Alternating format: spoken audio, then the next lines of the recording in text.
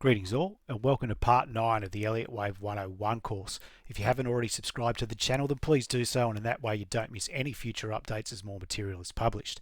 If you found this video helpful, then please give it a like, and don't forget to check out the other course videos. In this video, we're going to talk about Fibonacci, the man, the number sequence, and the ratios. Now, wave theory has a special relationship with these numbers, and one really needs to have at least a base understanding of the numbers to apply them properly to wave analysis. There is an entire chapter in the Elliott wave principle dedicated to mathematics and Fibonacci, and it's very interesting reading. Again, I would implore you to read this entire book thoroughly, but pay special attention to this section. It is within these pages you will discover the power of 61.8. I will not go into too many details here other than to touch on the practicalities of the ratios, as that will feed into the guideline section of the course. So Leonardo Bonacci, as is his true name, was a guy from Pisa, yes, that's the same town where the tower leans, that in the 1200s wrote a book by the name of Liber Abaci that literally changed the world forever. Why? Because it introduced the Hindu-Arabic numerical system that we use today. Within its pages was the famous problem of one pair of breeding rabbits and the sequence that they multiplied by. So we start off with a pair of newborn rabbits that can begin to mate after 1 month. The assumption is one pair of rabbits will produce another pair of rabbits each month. So after 1 month, the newborns are ready to mate. But we still only have one pair after 2 months. After the 3rd month, we have the original pair of rabbits that have now produced a new pair of rabbits, leaving us with 2 pairs of rabbits after 3 months. After the next month, we have the original pair of rabbits, their first offspring who are not yet ready to mate, and a second pair of rabbits that was produced from the original pair of rabbits that leaves us with 3 pairs of rabbits.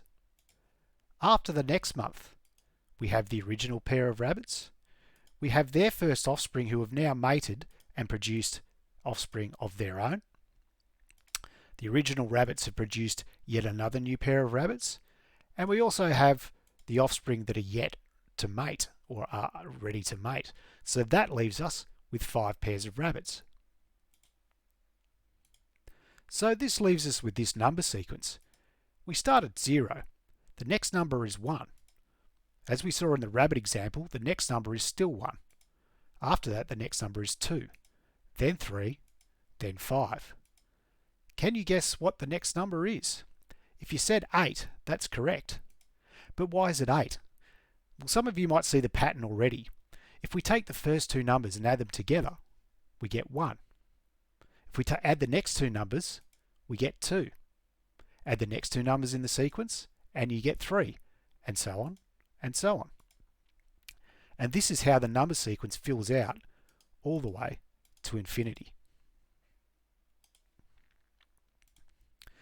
So this is the start of the Fibonacci number sequence, but it does stretch into infinity as mentioned. It is upon examination of the ratios between the numbers that we derive what we call Fibonacci retracement levels.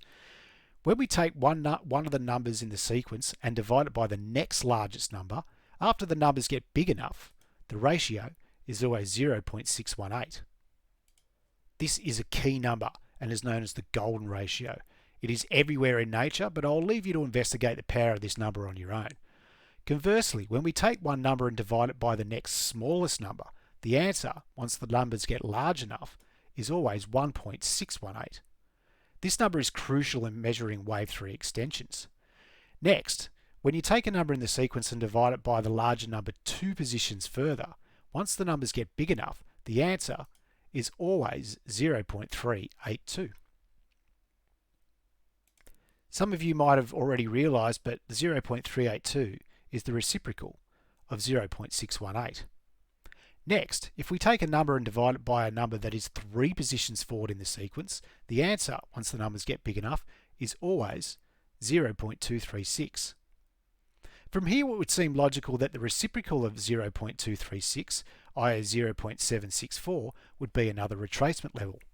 Some people do use this, but the more common level is the 0.786 level. This level is derived from the square root of 0.618. The 0.786 level is not mentioned in the Elliott wave principle, but it is a very common level in trading and worth knowing about. Here are some other levels that might be handy to know. 50%, of course, is a natural return point of any market. We tend to see 50% retracements very often. The 70.7%, that's the square root of 50%. 14.8%, that ratio is what you get when one Fibonacci number is divided by the number that's 4 positions ahead in the sequence. 88.6 is the square root of 78.6, and it is used in qualifying measurements of flats.